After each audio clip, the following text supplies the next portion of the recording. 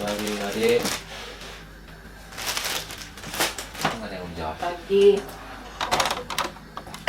Kita beraktivitas, kita akan merenungkan firman Tuhan dan kita akan menyanyikan lagu.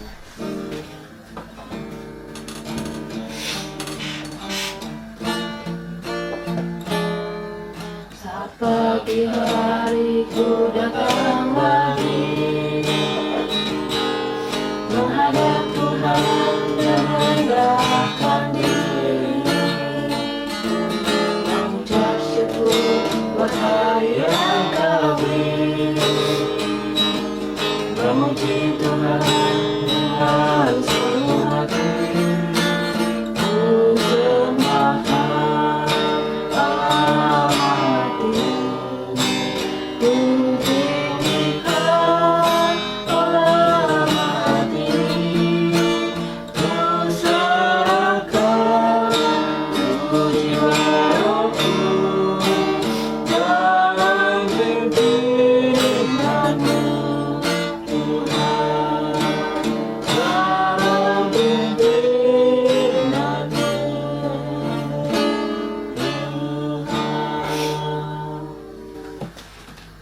Bapak, terima kasih kami bersyukur pagi hari ini kami sudah bangun. Terima kasih Bapak buat nafas hidup yang Tuhan berikan. Kau masih berikan kami kesempatan di hari ini Tuhan. Terima kasih Bapak. Sebelum kami beraktivitas, kami menyerahkan kehidupan kami ke dalam tangan-Mu. Yang mohon pimpinan dan penyertaan-Mu. Kami tidak berjalan sendiri dengan kekuatan kami. Tuhan berikan kekuatan, kesanggupan melewati hari ini. Supaya kami dapat menjalaninya di dalam kehendak dan rencana-Mu. Sebelum kami beraktivitas, kami membaca dan merenungkan firman-Mu. Biarlah Roh Kudus-Mu yang menerangi hati dan pikiran kami, mengajar kami akan kebenaran firman-Mu, supaya kami bisa dituntun oleh firman Tuhan menjalani kehidupan hari demi hari. Terima kasih Bapa. Doa kami datang kepada Bapa di surga. Melalui Tuhan Yesus Kristus penebus dan juru selamat kami. Amin. Firman kita lanjut dari Markus 13 ayat 1 sampai 12 ya. Khotbah tentang akhir zaman, bait Allah akan diruntuhkan. Ketika Yesus keluar dari bait Allah, seorang muridnya berkata kepadanya, "Guru, lihatlah, betapa kokohnya batu-batu itu dan betapa megahnya gedung-gedung itu." Lalu Yesus berkata kepadanya, "Kau lihat gedung yang hebat ini? Tidak satu batu pun akan dibiarkan terletak di atas batu yang lain. Semuanya akan diruntuhkan." Udah. Terus mengulang penderitaan. Ketika Yesus duduk di atas bukit Zaitun berhadapan dengan bait Allah, Petrus, Yakobus, Yohanes, dan Andreas bertanya sendirian kepadanya, Katakanlah kepada kami, bila manakah itu akan terjadi, dan apakah tandanya kalau semuanya itu akan sampai kepada kesudahannya? Maka mulailah Yesus berkata kepada mereka, "Waspadalah, supaya jangan ada orang yang menyesatkan kamu. akan datang banyak orang yang memakai namaku dan berkata, Akulah dia, dan mereka akan menyesatkan banyak orang. Itu jadi Dan apabila kamu mendengar deru perang atau kabar-kabar tentang perang, janganlah kamu gelisah. Semuanya itu harus terjadi, tetapi itu belum kesudahannya. sebab bangsa akan bangkit melawan bangsa, dan kerajaan melawan kerajaan. Akan terjadi gempa bumi di berbagai tempat, dan akan ada kelaparan. Semua itu barulah permulaan penderitaan menjelang zaman baru. Tetapi kamu ini hati-hatilah, kamu akan diserahkan kepada majelis agama, dan kamu akan dipukul di rumah ibadat, dan kamu akan dihadapkan ke muka penguasa-penguasa dan raja-raja karena aku, sebagai kesaksian bagi mereka. Tapi ini harus diberitakan dahulu kepada semua bangsa. Dan jika kamu diiring dan diserahkan, janganlah kamu khawatir akan apa yang harus kamu katakan. Tetapi katakanlah apa yang dikaruniakan kepadamu pada saat itu juga. Sebab bukan kamu yang berkata-kata, melainkan Roh Kudus. Seorang saudara akan menyerahkan saudaranya untuk dibunuh. Demikian juga seorang ayah terhadap anaknya, dan anak-anak akan memberontak terhadap orang tuanya dan akan membunuh mereka. kamu akan dibenci semua orang oleh karena namaku, tetapi orang yang bertahan sampai kesebelahannya ialah selamat. Sampai situ pembacaan kita ya. Ini renungan kita ini Tentang zaman. tentang akhir zaman ya. Akhir zaman itu artinya apa? Atau kalau akhir zaman, akhir zaman waktu sudah habis ya. Menjelang waktu sudah habis, kita hidup di dunia yang mana ini, di dunia yang kita hidup sekarang. Jadi kehidupan di dunia ini ada masanya akan berlalu ya. Karena Tuhan menghendaki kita hidup tidak seperti hidup di dunia yang sekarang ini. Kenapa Tuhan tidak menghendaki kita hidup seperti di dunia yang kita hidup sekarang ini? Karena di kehidupan di dunia yang kita hidup sekarang ini banyak sekali dosa ya. Banyak sekali dosa. Sedangkan pada awalnya Tuhan menciptakan manusia itu begitu bahagia, begitu sempurna. Tuhan menyediakan segala sesuatu apa yang menjadi kebutuhan mereka. Pada kala itu di mana? Taman Eden ya. Namun sekarang dunia ini, apa yang terjadi dengan dunia ini? Banyak sekali penderitaan. Ketika manusia jatuh dalam dosa, manusia itu berpeluh dalam mencukupi segala kebutuhannya ya. Itulah akibat dari bagaimana melanggar perintah Tuhan itu. Melanggar perintah Tuhan artinya tidak menunjukkan kerelaan, ketulusan dalam menaati firman Tuhan itu, perintah Tuhan itu. Padahal Tuhan sendiri yang lebih dahulu mengasihi Adam dan Hawa pada waktu itu. Bagaimana sebelum mereka diciptakan, Tuhan sudah menyediakan segala sesuatu kan? Ya kan? Semua dipenuhi oleh Tuhan, segala kebutuhan. Namun manusia itu ternyata memiliki keinginan yang ingin melebihi Tuhan, bahkan ingin menyamai Tuhan, sehingga tergoda oleh tipuan ular. Itulah gambaran daripada setan yang memberontak. Ya itu mengenai itu. Pada waktu itu ketika Yesus keluar dari bait Allah, seorang muridnya berkata kepadanya, "Guru, lihat betapa kokohnya batu-batu ini dan betapa megahnya gedung-gedung itu."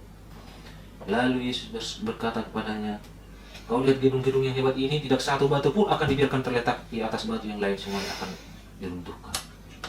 Kalian tahu mengenai ini? Bahwa pada zaman dulu bangsa Israel itu mendirikan bait Allah, ya kan? Siapa yang pertama mendirikan bait Allah? Yang percayakan Tuhan? Siapa? Salomo. Iya kan? Raja Daud tidak boleh mendirikan bait Allah. Kenapa Raja Daud tidak boleh? Karena Raja Daud itu terlalu banyak menumpahkan darah, ya kan? Banyak melakukan peperangan. Tapi Tuhan mempercayakan kepada hambanya Raja Salomo. Bait Allah yang dibangun oleh Raja Salomo itu diruntuhkan oleh siapa? Raja Babel ya. Pada waktu itu bangsa Israel tidak mau mereka ditawan. Mereka melawan. Padahal firman Tuhan datang kepada nabinya, jangan melawan, tetapi mereka melawan. Akhirnya mereka banyak dibunuh, kemudian mereka juga ditawan ke Babel ya. Kemudian dibangun lagi oleh bangsa Israel yang telah kembali dari pembuangan. Itulah yang disebut Zerubabel ya. Zerubabel itulah yang memimpin dalam pembangunan bait Allah itu. Tetapi itulah yang dibangun itu kemudian dibangga-banggakan oleh yang murid-muridnya pada waktu itu. Tapi Tuhan Yesus berkata, satu-satunya kan dirobohkan, tidak dibiarkan batu berdiri di atas batu. Artinya apa? Rata dengan tanah ya kan? Siapa yang meruntuhkan bait Allah yang kedua yang dibangun bangsa Israel setelah pembuangan? Jenderal Titus tahun 70 ya. Tahun 70 itu nubuatan ini digenapi ya. Dimana katanya pada waktu itu bangsa Israel bersembunyi di bait Allah. Bangsa Israel dikepung oleh tentara Romawi. Karena waktu itu bangsa Israel memberontak kepada orang-orang Romawi, dan orang Romawi banyak yang mereka binasakan ya. Dan mereka balas dendam akan sampai menghancurkan bait Allah. Akan katanya karena emas yang meleleh itu karena dibakar dengan api menempel kepada batu itu juga dicongkel, makanya dibuat separatan dengan tanah ya. Pada waktu itu kan banyak perbendaharaan bait Allah itu yang terbuat dari emas ya. Oke, itu mengenai bait Allah akan diruntuhkan. bagaimana apa yang difirmankan Tuhan tidak pernah meleset sedikit pun ya. Tuhan Yesus sudah berfirman, menubuatkan bahwa bait Allah itu akan diruntuhkan, benar-benar terjadi. Dan tahun 70 itulah akhir dari bangsa Israel. Orang-orang Yahudi banyak dibunuh, terus yang masih hidup ditawan, diperbudak, dibawa keluar dari Israel kan. Mereka mengalami kehidupan yang sangat mengerikan. Begitulah orang-orang yang melakukan pemberontakan kepada Tuhan, tidak menerima Tuhan dalam hidupnya. Mereka binasa, mereka mengalami kehidupan yang sia-sia. Waktu Tuhan Yesus disalib, mereka yang mengusulkan, meminta supaya Tuhan Yesus disalib, darahnya tertanggung atas kami. Dan tahun 70 lah itu semua digenapi. Mereka mengalami kehidupan yang sangat mengerikan. Ya. Bagaimana untuk membunuh antara seseorang dengan seseorang harus menginjak mayat katanya, karena mereka bersembunyi di bait Allah. Ini kan kota Tuhan, Tuhan akan melindungi kita katanya. Dan ternyata mereka dibunuh di situ. Tetapi orang-orang yang tahu firman Tuhan melarikan diri keluar dari Yerusalem, melarikan diri dibunuh. Kenapa mereka bisa selamat? Karena mereka mengetahui firman Tuhan, mengetahui nubuatan ini. Jika engkau melihat tentara Romawi sudah mengepung, maka larilah ke gunung, orang dibilang. Tetapi orang-orang pada waktu itu nabi-nabi palsu berkata, ini kan kota Tuhan, Tuhan akan melindungi kita. Dan mereka dibunuh di sana, di bait Allah. Bahkan darah itu katanya sampai setinggi lutut kuda. Atau berapa kali gitu, apa itu perumpamaan karena bersumpah darah di sana ya. Itulah akibat dari pemberontakan bangsa Yahudi kepada Tuhan. Karena mereka menolak Tuhan secara resmi, secara nasional ya. Makanya Bapak bilang bahwa bangsa itu adalah bangsa antikris, bangsa yang menolak Tuhan. Mereka yang menanti-nantikan kedatangan Tuhan, ketika Tuhan itu datang sendiri ke tengah-tengah mereka, mereka sendiri yang menolak. Iya kan? Apa yang mereka lakukan di perjanjian lama? Mereka melakukan korban-korban, menyembelih kambing domba sebagai penghapus dosa. Itu kan gambaran daripada Tuhan Yesus. Digenapi kayu salib ya. Tetapi ketika ada yang menggenapi, mereka malah menolak. Mereka menginginkan kerajaan seperti bangsa Romawi yang menjajah mereka pada waktu itu. Mereka tidak, kedatangan Yesus tidak diharapkan oleh mereka karena tidak sesuai dengan keinginan mereka. Oke, itu mengenai itu ya. Kemudian permulaan penderitaan, bahwa kita sebagai orang percaya, sebagai umat Tuhan, kita akan diperhadapkan kepada penderitaan. Kenapa kita menderita? Kita menderita bukan karena kita melakukan kejahatan. Kita menderita bukan karena melakukan kesalahan, ya. Tetapi kita menderita karena apa? Karena apa? Apa? Kita menderita karena kebenaran, ya. Karena kita hidup berkenan kepada Tuhan, sehingga orang lain melihat kita menjadi orang yang aneh, orang yang berbeda daripada kebanyakan orang pada umumnya. Siapa yang orang yang hidup berbeda pada kebanyakan orang pada umumnya pada waktu itu? Siapa? Coba sebutkan. Siapa? Permulaan penderitaan itu sama dengan penganiayaan ya. Kita sudah pernah bahas penganiayaan itu seperti apa, ya kan? Siapa yang orang yang hidup berbeda pada kebanyakan orang pada umumnya? Siapa? Contoh, Nuh, ya kan? Nuh ya kan berbeda kan? Nuh diejek-ejek. Pada waktu itu belum pernah turun hujan, tetapi Nuh memberitakan bahwa akan datang air bah. Tapi mereka malah mengejek. Nuh mengalami penganiayaan juga. Tetapi apa yang terjadi pada akhirnya dengan Nuh? Nuh dan keluarganya diselamatkan oleh Tuhan. Dan orang kebanyakan pada umumnya mereka dibinasakan oleh air bah. Ya. Nuh bersama ketiga orang anaknya dan ketiga orang menantunya, jadi yang selamat hanya 8 orang, ya kan? Bagaimana ketika Daniel dan kawan-kawan hidup berbeda dari kebanyakan orang pada umumnya? Mereka dianiaya, mereka dicari-cari kesalahannya malah. Mereka mencoba bagaimana menjatuhkan Daniel dan kawan-kawan, tetapi tidak satupun mereka dapat kesalahan mereka. Jadi apa yang orang lakukan untuk menjatuhkan mereka?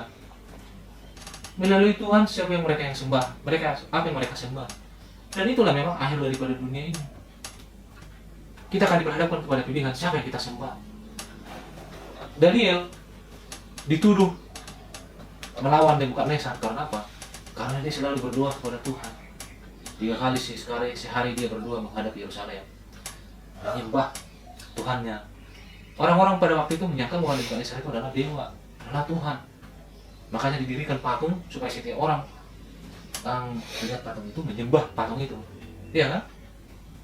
Tetapi apa yang terjadi? Daniel dan kawan-kawan tidak mau melakukan itu. Mereka berdoa kepada Tuhannya. Iya kan? Mereka mengalami penganiayaan. Artinya apa sih? Jadi kita akan mengalami penganiayaan kalau kita hidup dalam kehendak Tuhan. Murid-muridnya berkata kepada Tuhan Yesus, katakanlah kepada kami bagaimanakah itu terjadi dan apakah tandanya kalau semuanya itu akan sampai pada kesudahannya. Dikatakan di sini kemudian penderitaan itu akan terjadi banyak perang ya, akan terjadi perang. Lah kita hidup di dunia sekarang ini, kita sudah melewati sejarah dunia yang mengatakan bahwa perang dunia pertama, perang dunia kedua sudah lewat. Dan sekarang ini banyak rumor orang berkata akan terjadi perang dunia ketiga. Kita nggak tahu apa yang akan terjadi. Tapi yang terpenting adalah bagaimana kita sekarang hidup dalam berkenan kepada Tuhan. Itu sudah lewat ya. Peperangan sudah terjadi, akan terjadi kelaparan, akan terjadi, akan banyak gempa bumi di berbagai tempat, di mana-mana. Itu sudah terjadi belum? Hah? Sudah terjadi belum gempa bumi? Hah? Sudah. Kalian kalau diajak bicara, jadi biar enak. Itu semua sudah terjadi ya. Tetapi gempa bumi ini ke depan akan semakin sering terjadi, ya kan? Kalau dulu mungkin sekali seminggu, atau sekali sebulan, atau sekali setahun, tapi ke depan ini akan semakin sering terjadi. Dan itu adalah tanda-tanda yang diberikan oleh Tuhan. Kapan Tuhan Yesus akan datang? Kita diberikan tanda-tanda ya kan? Kalau kita mau pergi ke suatu tempat, kita diberikan rambu-rambu jalan supaya kita tidak tersesat. Nah, Tuhan Yesus memberitahu kita melalui bacaan kita ini tanda-tanda. Akan terjadi ini, akan terjadi ini, akan terjadi itu, ya. Jadi tugas kita sekarang adalah melihat itu yang pertama ya. Jadi bagaimana kita menyongsong kedatangan Tuhan Yesus yang kedua kali, kita harus melihat tanda-tanda. Makanya dikatakan orang-orang yang hidup di dalam terang, mereka itu kalau Tuhan Yesus datang kedua kali itu bukan sesuatu yang membuat mereka menjadi kaget, ya kan? Karena memang sudah diberitahu, masalah jam dan waktunya saja yang tidak dikasih tahu Tuhan kepada kita. Tetapi tanda-tanda itu semua diberikan kepada kita. Masalahnya kita memperhatikan tanda-tanda itu atau tidak. Nah, dikatakan yang paling fatal di sini adalah akan terjadi banyak kesesatan. Akan ada orang-orang yang mengaku bahwa dia adalah Yesus, mengaku dirinya Tuhan.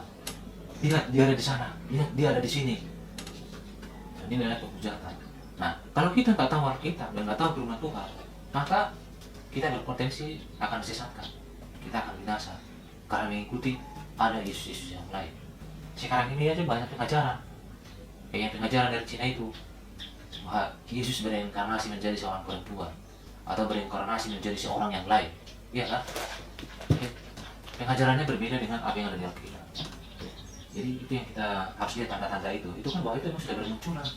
Itu adalah juga tanda-tanda ya. Semuanya itu harus terjadi ya. Janganlah kamu gelisah.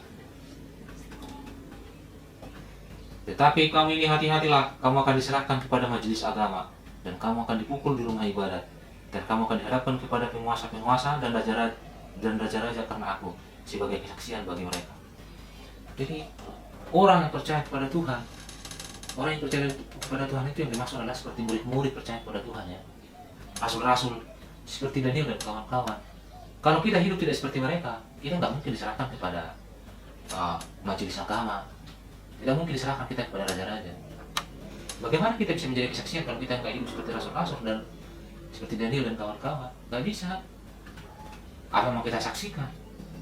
Jadi kita harus memiliki kehidupan yang berkenan kepada Tuhan. Kemudian baru kita akan bisa menjadi kesaksian buat mereka. Kita akan dilihat berbeda, ya kan? Berbeda karena apa? Bagaimana kita hidup berkenan kepada Tuhan, seperti Daniel dan kawan. Apa dilakukan Daniel dan kawan-kawan sehingga mereka berkenan kepada Tuhan? Hah? Menandani Yesus, ya kan? Sama seperti rasul-rasul. Menandani Yesus. Orang yang menandani Yesus, iblis akan benci dan iblis akan berusaha bagaimana orang ini supaya gugur dari iman. Kalau iblis tidak berhasil melakukannya dengan penipuan yang supaya mereka tersesat, lalu mereka akan membawa kita ke dalam apa? Diperhadapkan kepada kematian, ya kan? Menakutin kita supaya kita takut kehilangan nyawa. Itu artinya ini. Pertama adalah tadi penyesatan, ya kan? Yang kedua dengan kekerasan, ya kan? Jadi itu harus kita perhatikan.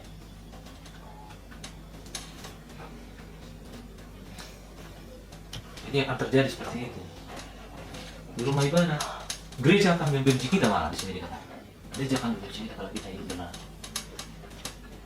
Makanya dikatakan Rasul Paulus, akan terjadi kemurtadan besar. Kemurtadan besar itu bukan pindah agama. Bangsa Israel pada waktu itu nggak pindah agama jadi bangsa lain, nggak bisa. Jadi mereka tetap jadi orang Yahudi, mengaku percaya kepada Tuhan, keturunan Abraham.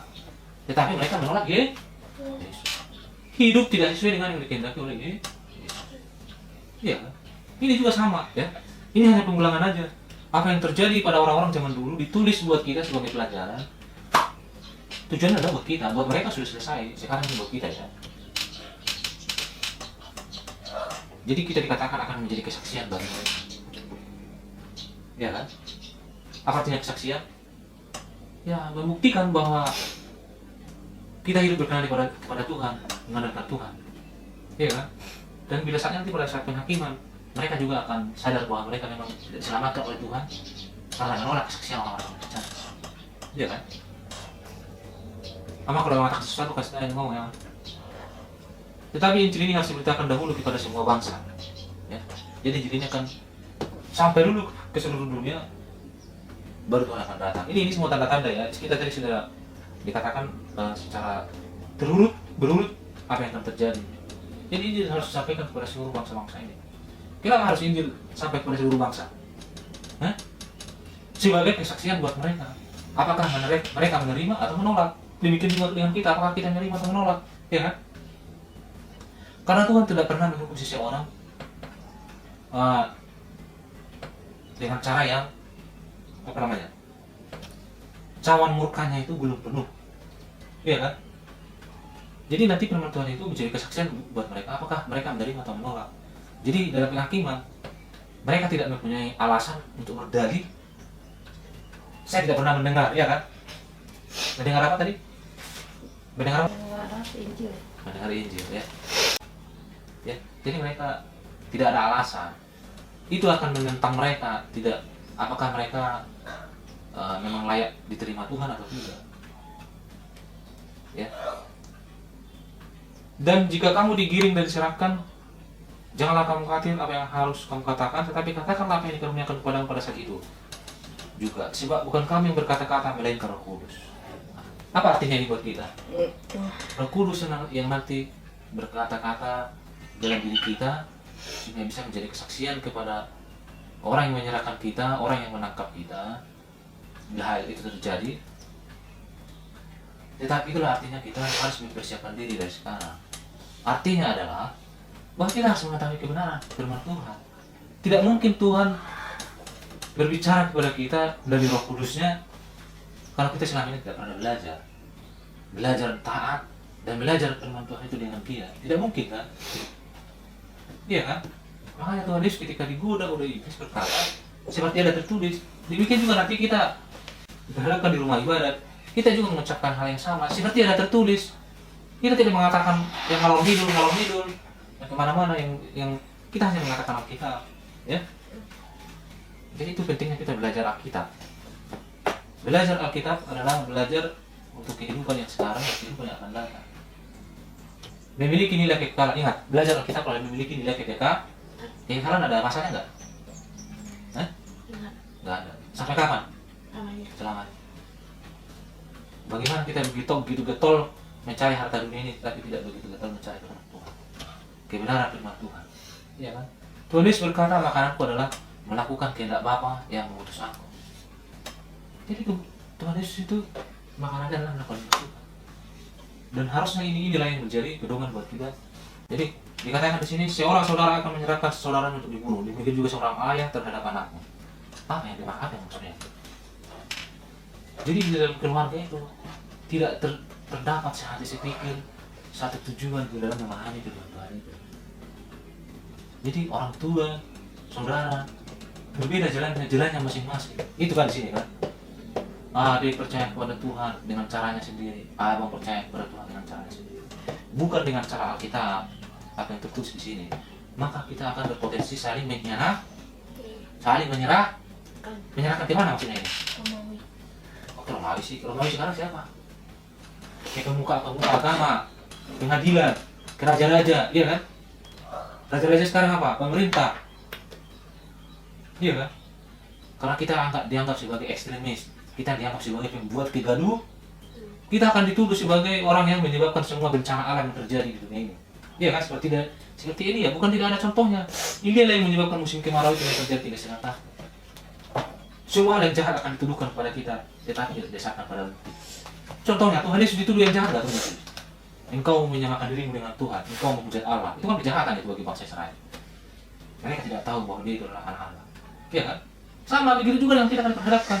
Juru selamat diperlakukan demikian, apalagi kita. Kita akan diperhadapkan hal yang sama. Bagaimana dengan murid-murid? Apa yang terjadi dengan murid-murid pada akhir hidupnya? Mereka semua mengalami penganiayaan. Rasul Paulus pun mengalami penganiayaan. Mereka mati martir ya. Iya kan? Semua mati martir. Jadi artinya di sini adalah kita harus sama-sama mengerti firman Tuhan dengan cara hati supaya terjadi saling mengkhianati. Jadi katanya saudara-saudara yang mengkhianati kita, bukan orang lain. Contoh dalam murid-murid, siapa yang mengkhianati? Yudas. Mereka dari kelompok sendiri. Dan sejarah sedang terulang kembali. Tapi orang yang bertahan sampai kesudahannya, ia akan selamat. Jadi kita harus tekun beriman kepada Tuhan, hidup dalam kehendak dan rencana. Ya, supaya kita tadi bisa menyerahkan. Kesimpulannya adalah bahwa kita harus melihat apa tadi yang pertama? Ya. Tanda-tanda tadi sudah dikasih tahu, akan terjadi perang, akan terjadi, akan banyak gempa bumi, akan banyak kelaparan, Bencana alam. banyak bencana alam, akan banyak nabi-nabi palsu, akan banyak ajaran sesat. Sebab itu kita harus tahu firman Tuhan ya. Yang kedua, kita harus tahu firman Tuhan. Yang pertama tadi, supaya kita bisa melihat tanda-tanda, kita harus tahu firman Tuhan. Karena Tuhan sudah memberitahu kita lebih dahulu ya. Tanda-tandanya sudah jelas dibuat dari berurutan ya. Yang ketiga, kita harus tekun belajar firman Tuhan supaya kita boleh sepaham, sepikir dalam memahami arti firman Tuhan itu, supaya kita kompak, jangan saling menyerah. Yang ketiga ya. Yang keempat, kita harus bertahan sampai kesudahannya supaya kita selamat. Kalau kita bersetia hanya sampai di tengah jalan, kita selamat nggak? Ada lagu yang berkata setia sampai akhir, setia sampai mati, iya kan? Itulah orang yang bertahan dalam selamat. Kalau kita hanya bertahan sampai 50 km, padahal tujuan 100 km, kita akan nggak sampai tujuan. Ya. Oke, sampai di situ pembacaan firman kita pagi hari ini. Oke, Mama yang berdoa. Doa yang baik kami bersyukur untuk pagi hari ini, untuk kami boleh mendengarkan sebagian daripada firman Tuhan. Terima kasih Tuhan, kami boleh diingatkan kembali bagaimana kedatangan Engkau yang kedua kalinya ya Bapa, dan biarlah kami bisa merasakan firman Tuhan yang kami bisa melakukannya, sehingga kami menjadi seorang Kristus yang nyata dalam kehidupan ini, sehingga kami pun akhirnya siap menjadi pengikut Tuhan yang sesungguhnya, bukan dari perkataan saja tapi dari perbuatan kami dinyatakan anak-anak Tuhan. Bapak berkati keluarga ini ya Bapak, berkati kedua anak kami supaya dalam masa pertumbuhannya mereka tetap mengenal Tuhan, dan mereka terus menjadi anak-anak yang bisa menyatakan, menjadi saksi Kristus. Terima kasih ya Bapak, begitu juga dengan kami, orang tuanya, supaya kami bisa menjadi mereka lebih dekat kepada Tuhan. Dan kami juga mengharapkan keberadaan saat ini tentang bangsa yang menghadapi situasi mungkin di Amerika juga lebih banyak hal kerusuhan. Tuhan, kami tidak tahu seperti apa, tapi Tuhanlah yang menolong bagi anak-anak Tuhan yang ada di situ. Dan itu juga dengan bangsa Indonesia ini, Tuhan juga yang melindungi bangsa ini ya Bapak. Dan biarlah hamba-hambamu Tuhan bisa menjadi saksi-saksimu yang benar, bukan untuk menjadi saksi palsu. Dan buatlah mereka, pakailah mereka. Terima kasih ya Bapak, kami serahkan seluruh rencana kehidupan kami, rencana kami untuk rencana mau pulang kampung. Tuhan juga yang memimpin hati dan pikiran kami, dan jika memang itu benar, biarlah toko ini bisa laku dengan cepat Tuhan, dan kami pun bisa bergerak dengan lebih cepat lagi. Terima kasih ya Bapak, dan jangan berikan kami dalam masa kesulitan, dan pada saat masa kesulitan, masa kelaparan pun kami tetap mengikut Tuhan. Kami tak menyatakan diri kami sebagai anak-anak Tuhan. Terima kasih Bapak, ampuni atas segala dosa dan pelanggaran kami, supaya kami layak terus di hadapan Tuhan dan layak menerima berkat-berkat Tuhan. Dalam nama Tuhan Yesus kami berdoa, amin. Oke, dari sini rekaman kita. Tuhan Yesus memberkati.